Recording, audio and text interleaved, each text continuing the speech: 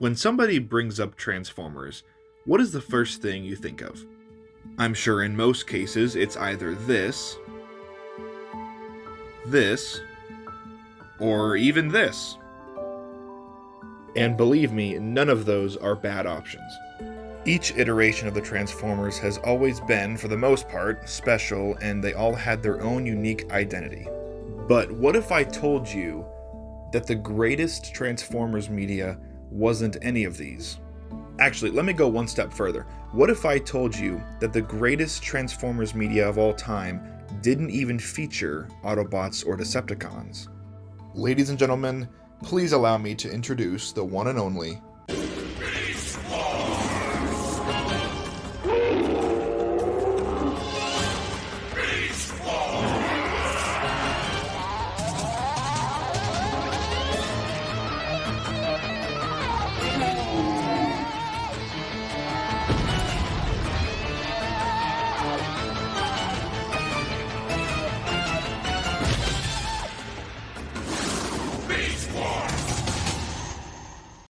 Gone are the days of cars turning into robots and vice versa. We now have robots turning into metallic animals and vice versa. The initial response back to the show in the mid-90s was lukewarm, to say the least. At the time, though not so much today, the animation was praised, and it was only the second fully CGI animated show in history. We as a people often hate change because why change what isn't broken in the first place, right? And that is exactly what happened here. Optimus Prime, though a completely different character now, no longer turned into a truck, he now turned into a monkey, and Megatron into a giant purple Tyrannosaurus Rex.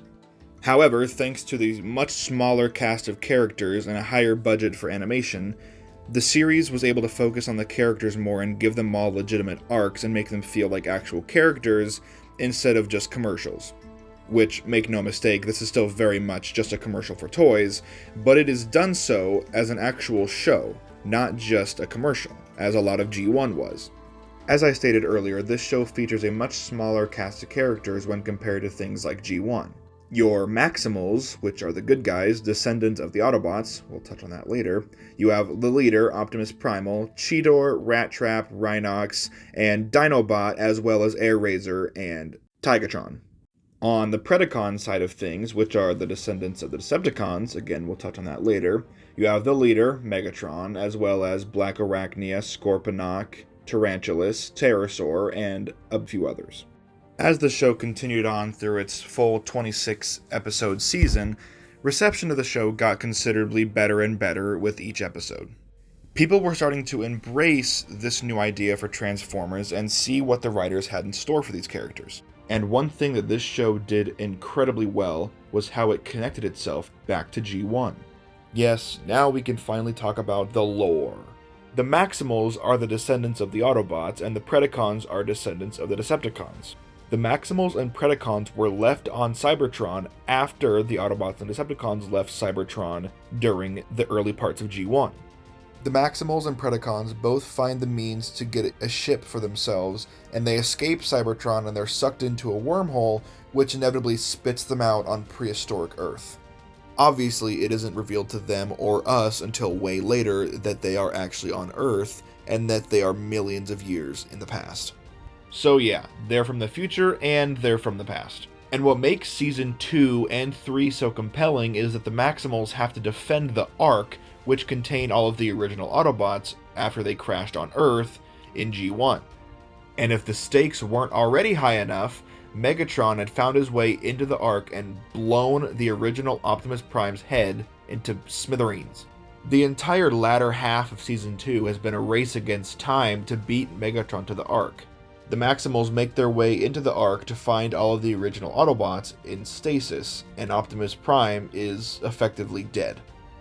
So Optimus Primal, what any leader would do, he takes Optimus Prime's matrix of leadership and he combines it with his own spark, becoming Optimal Optimus. It should go without saying that most of the characters in this show go through a lot of changes, both mentally, but especially physically. The writers would somehow find a way to change the way that certain characters look to not only keep them looking cool and different, but to also keep the toy sales and revenue going up. Like I said before, this is still a commercial for toys, but it feels like it's a show first, but a commercial second.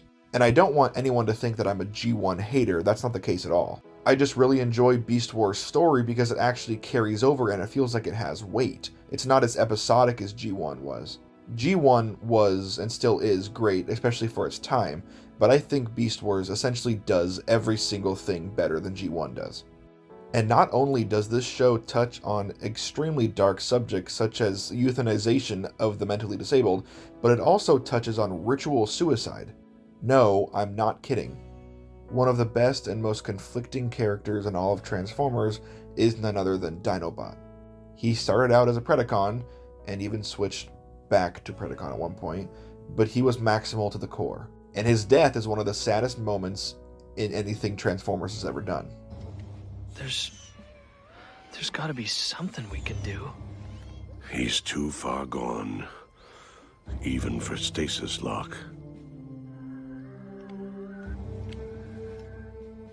Well fought, my friend. You saved the valley. You saved the lives of those who live here, and of those who are still to come. Then there is nothing to regret. Like I said, you're just a blasted slag spouting Saurian, but it's nice to know where you stand. If the writers didn't care as much about these characters or respect them as much, that death would not have meant anything. But these characters are real characters that you form an attachment with as this series progresses. Also, remember how I touched on earlier how the characters will change their forms every once in a while to keep them looking cool? Well, this is pretty much the epitome of that. Dragon Megatron is the coolest Megatron we've ever gotten. There, I said it. If you couldn't already tell, I think this is the greatest Transformers show that's ever been created, and I really hope that you choose to check it out if you've never watched it before. If you consider yourself a fan of Transformers in any capacity, I really think there's something for you to enjoy here.